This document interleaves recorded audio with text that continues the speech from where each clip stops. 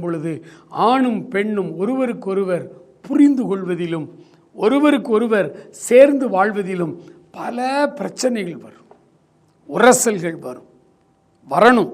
அதுதான் குடும்பம்.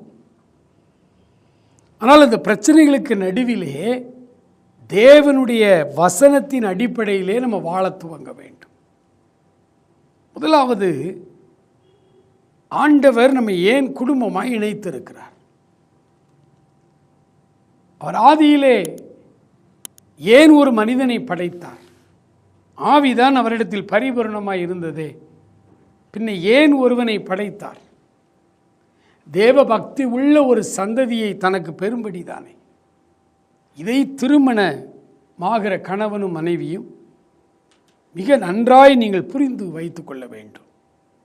ஓ, ஆண்டவர் எங்களை எதற்கு இணைத்திருக்கிறார்? எங்கள் மூலமாய் ஒரு சந்ததி உருவாக